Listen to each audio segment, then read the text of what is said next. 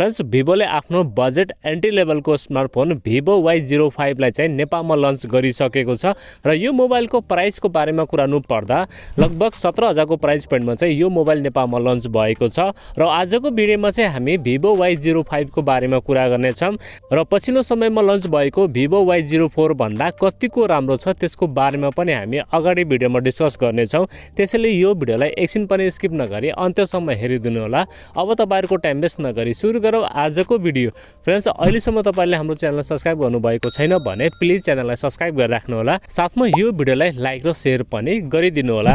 सबैभन्दा पहिला हामी कुरा गरौँ मोबाइलको डिजाइन र डिस्प्लेको बारेमा। डिजाइनको बारेमा कुरानु पर्दा फोनको ब्याक साइडमा तपाईलाई ड्युअल क्यामेराको सेटअप, त्यसैको साथमा एलईडी फ्ल्याश र तलपट्टि भिभोको ब्रान्डिङ पाउनुहुनेछ। त्यसैगरी अगाडिपट्टि तपाईलाई वाटरड्रप नचको डिस्प्ले दिएको छ र डिस्प्लेमा चाहिँ ग्लासको प्रोटेक्सन पनि पाउनुहुनेछ। बिल्ड क्वालिटीको बारेमा कुरानु पर्दा ओभरअल यो मोबाइल प्लास्टिक बिल्डको साथमा लन्च भएको छ र मोबाइलको फ्रेम पनि प्लास्टिकको रहेको छ। साथमा यो मोबाइलमा IP65 को रेटिङ पनि दिएको छ, यानी कि हल्का फुल्का पानीको छिटाहरू परे पनि मोबाइललाई चाहिँ कुनै पनि प्रब्लम हुने छैन। अर्को यो मोबाइलको राम्रो कुरा के भने 17,000 को प्राइस अनुसार मोबाइलको बिल्ड क्वालिटी चाहिँ एकदमै सलिड रहेको छ, किनभने तपाईलाई यो मोबाइलमा मिलिट्री ग्रेडको सर्टिफिकेसन दिएको छ, यानी कि तपाईहरुको हातबाट मोबाइल खसे पनि खासै मोबाइललाई चाहिँ प्रब्लम हुने छैन। ओभरअलमा बिल्ड क्वालिटी र डिजाइन चाहिँ प्राइस अनुसार एकदमै राम्रो रहेको छ। त्यसैगरी डिस्प्लेको बारेमा कुरानु पर्दा तपाईलाई यो मोबाइलमा 6.7 इन्चको HD plus IPS LCD panel दिएको छ। इन्ट्रेस्टिङ पार्ट के छ भने अहिले तपाईलाई यो डिस्प्लेमा चाहिँ 120 हर्ट्ज को फास्ट रिफ्रेश रेट दिएको छ, यानी कि डिस्प्ले युसेजको लागि एकदमै स्मुथ हुनेवाला छ र Y04 मा चाहिँ 90 हर्ट्ज को फास्ट रिफ्रेश रेट दिएको थियो। अनि ब्राइटनेसको बारेमा कुरानु पर्दा तपाईलाई यो डिस्प्लेमा 1200 निट्सको हाई HBM ब्राइटनेस पाउनुहुनेछ, यानी कि इन्डोर र आउटडोर युजको लागि तपाईलाई यो डिस्प्लेमा चाहिँ कुनै पनि शिकायत आउने छैन। ओभरअलमा डिस्प्लेको बारेमा कुरानु पर्दा प्राइस अनुसार मोबाइलको डिस्प्ले क्वालिटी चाहिँ डिसेन्ट रहेको छ। तपाईलाई यो डिस्प्लेमा कन्टेन्ट वाचिङको लागि कुनै पनि प्रब्लम आउने छैन। त्यसैगरी परफर्मेन्सको बारेमा कुरानु पर्दा तपाईलाई यो मोबाइलमा UniSoC को T7225 चिपसेट दिएको छ, जुन चाहिँ 12 न्यानोमिटरमा बनेको चिपसेट हो र यो चाहिँ एउटा 4G चिपसेट पनि हो। साथमा LPDDR4S को र्याम टाइप र eMMC 5.1 को स्टोरेज टाइप दिएको छ।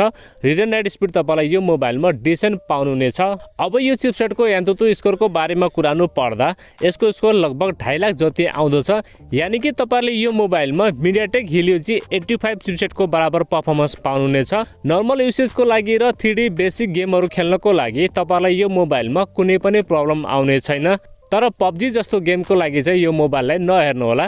त्यसैगरी सफ्टवेयर तपाईलाई यो मोबाइलमा out of the box Android 16 दिएको छ, जुन चाहिँ ओरिजिन OS 6 मा रन गर्दछ र पहिला भन्दा अहिले चाहिँ तपाईलाई यो मोबाइलमा राम्रो सफ्टवेयर एक्सपिरियन्स पाउनुहुनेछ। अनि क्यामेरा तपाईलाई यो मोबाइलमा 8 मेगापिक्सलको प्राइमेरी सेन्सर र सेल्फी क्यामेरामा चाहिँ 5 मेगापिक्सलको सेल्फी क्यामेरा सेन्सर दिएको छ। भिडियो रेकर्डिङको बारेमा कुरानु पर्दा दुवै क्यामेराहरुबाट तपाईले 1080 को 30 fps सम्म चाहिँ भिडियो सुट गर्न सक्नुहुनेछ। ओभरअलमा क्यामेराको बारेमा कुरानु पर्दा डेलाइट कन्डिसनमा प्राइमेरी क्यामेराबाट तपाईले फोटो र भिडियो एकदमै राम्रो क्याप्चर गर्न सक्नुहुनेछ। प्राइस अनुसार मोबाइलको क्यामेरा सेटअप चाहिँ डिसेन्ट रहेको छ। अनि ब्याट्री तपाईलाई यो मोबाइलमा 6500 mAh को ब्याट्री, जसलाई चार्ज गर्नको लागि 15 वाट को चार्जर बक्समा पाउनुहुनेछ र ब्याट्री ब्याकअप तपाईलाई यो मोबाइलमा 1.5 या 2 दिनको चाहिँ मज्जाले पाउनुहुनेछ। प्राइभेसी सेन्सरहरुको बारेमा कुरानु पर्दा तपाईलाई यो मोबाइलमा side fingerprint scanner, face unlock, चार्जिङको लागि टाइप सी पोर्ट, साथमा 3.5 हेडफोन ज्याक पनि पाउनुहुनेछ। र स्पिकरको बारेमा कुरानु पर्दा तपाईलाई यो मोबाइलमा ड्युअल स्टिरियो स्पिकर दिएको छ, जसको क्वालिटी चाहिँ डिसेन्ट रहेको छ। बाँकी सबै बेसिक सेन्सरहरू तपाईलाई यो मोबाइलमा दिएको छ। सेन्सरको मामलामा तपाईलाई यो मोबाइलमा कुनै पनि प्रब्लम आउने छैन। अब हामी कुरा गरौँ भिभो Y05 को नेपाली प्राइसको बारेमा। यसको दुईवटा भेरिएन्ट हाम्रो नेपालमा लन्च भएको छ। 4+ 64GB 16,999 मा र 4+ 128GB 19,499 मा लन्च भएको छ र यो मोबाइल नेपालको सबै मार्केटहरुमा अवेलेबल भइसकेको छ। ल त साथीहरु, यति नै थियो मोबाइलको बारेमा। तपाईलाई यो मोबाइल कस्तो लाग्यो आफ्नो केही सल्लाह सुझाव भएमा प्लिज एउटा कमेन्ट लेखिदिनु होला।